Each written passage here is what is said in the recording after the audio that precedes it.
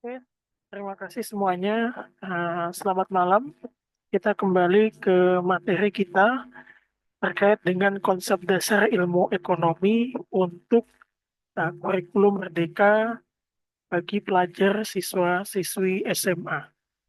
Dengan saya, Suham Cahyono, kita akan mengawali materi kita pada konsep dasar ilmu ekonomi terkait dengan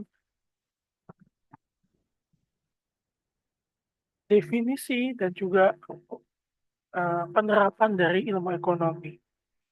Oke, kita tahu bahwa ilmu ekonomi sangat erat kaitannya dengan semua aspek kehidupan kita.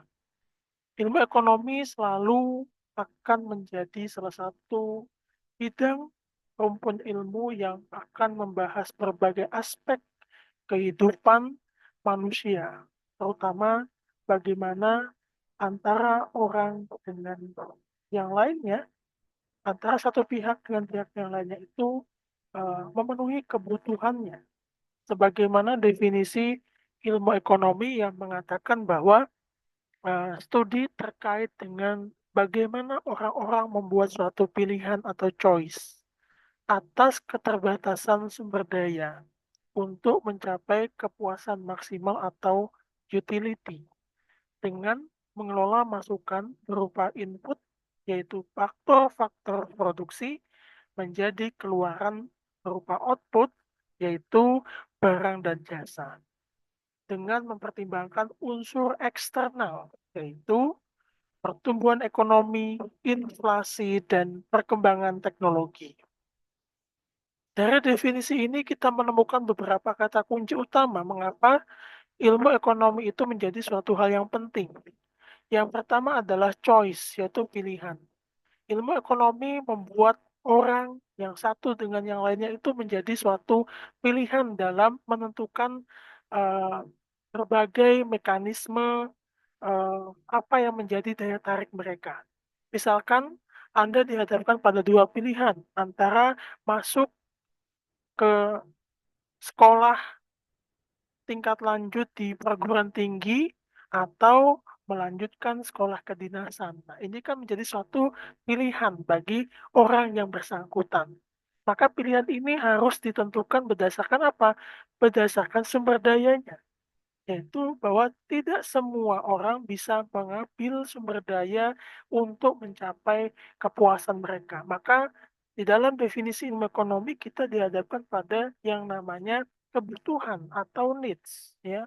Kebutuhan ini menjadi satu hal yang penting dalam menyikapi berbagai pilihan yang ada.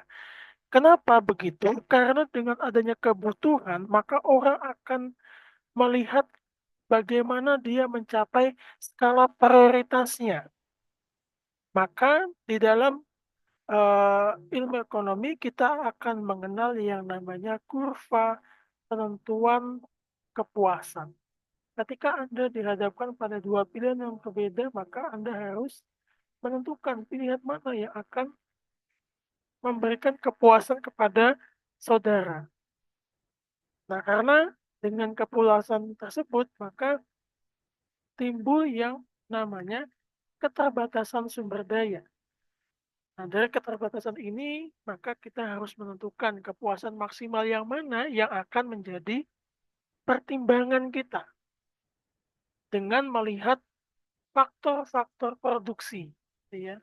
Nah, dalam contoh tadi yang saya sampaikan, ketika Anda lulus SMA, kemudian Anda akan memilih melanjutkan ke jenjang yang lebih tinggi, yaitu eh, terdaftar sebagai mahasiswa di perguruan tinggi negeri atau menjadi mengikuti sekolah kedinasan. Maka Anda harus mempertimbangkan faktor-faktor produksinya, misalkan ketersediaan sumber daya keuangan, ketersediaan waktu, dan juga bagaimana Anda mencapai tujuannya. Itu yang paling utama. Nah, tujuan itu nanti kemudian yang akan dimaksud dalam skala outputnya itu, yaitu barang dan jasa. Apakah Anda ingin menjadi seorang lulusan sarjana, kemudian apakah Anda ingin langsung mengabdi pada institusi Anda? Karena kalau kita lihat trennya sekarang ketika Anda mengikuti sekolah kedinasan, maka itu akan langsung terdaftar sebagai eh, pegawai atau apa namanya eh, pihak yang memiliki kewajiban mengabdi pada institusi yang bersangkutan. Lalu ada berbagai faktor-faktor eksternal yang sebetulnya harus kita pertimbangkan juga, yaitu pertumbuhan ekonomi. Bagaimana tingkat pertumbuhan ekonomi suatu negara itu ternyata bisa menentukan sejauh mana faktor-faktor produksi kita itu bisa kita manfaatkan. Lalu juga inflasi, bagaimana naik turunnya harga, shock over dari setiap harga yang terjadi di dalam mekanisme ekonomi suatu negara. Lalu juga perkembangan teknologi, bagaimana teknologi advancement itu ternyata mampu mendorong manusia untuk lebih produktif atau lebih cenderung konsumeris. Itu juga menjadi satu hal.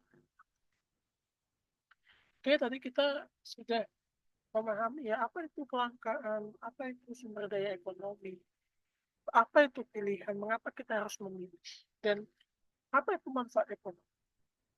Ini yang paling utama.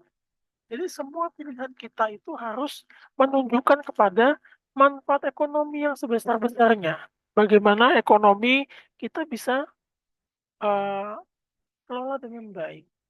Nah, maka di sini manfaat ekonomi itu yang paling utama adalah keuntungan yang diperoleh ketika menggunakan sumber daya untuk memenuhi kepuasan.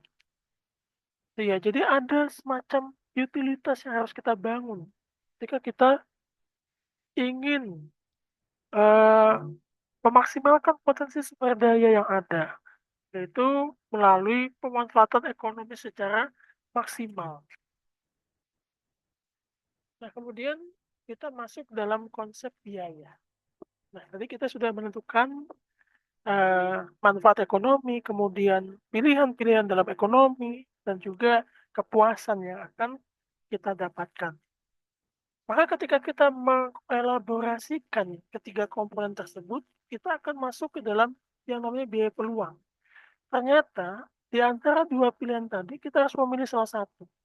Nah, salah satu yang lain harus kita korbankan. Nah, itu adalah biaya peluang, di mana tidak semua pilihan kita itu harus kita pertimbangkan. Maka Anda harus memilih salah satu dengan mengorbankan yang lain. Contoh, ketika Anda memilih untuk masuk ke perguruan tinggi negeri atau sekolah kedinasan, maka Anda harus mengorbankan biaya untuk masuk ke sekolah kedinasan.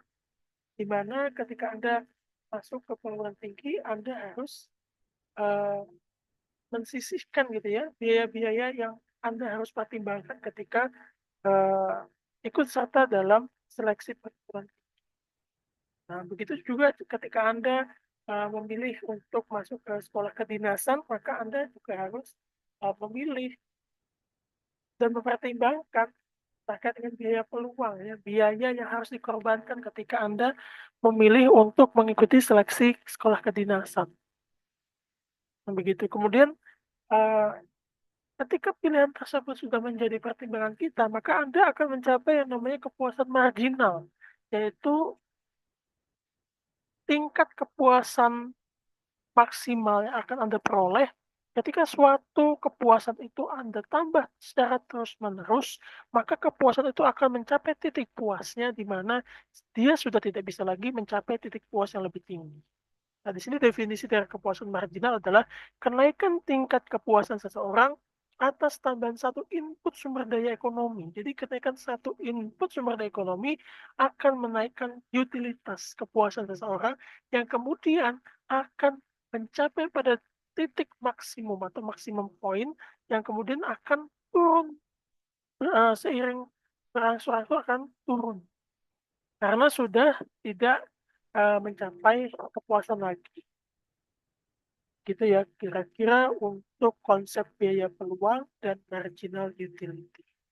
Nah, di sini ada beberapa latihan soal yang bisa Anda pertimbangkan untuk memahami lebih dalam terkait dengan konsep biaya peluang, kemudian bagaimana menerapkan marginal utilitas gitu ya dari biaya peluang yang akan kita pilih dari pilihan-pilihan yang ada. Oke, saya kira itu saja dari saya. Semoga bermanfaat untuk sesi pembelajaran ini. Saya ucapkan terima kasih dan selamat belajar.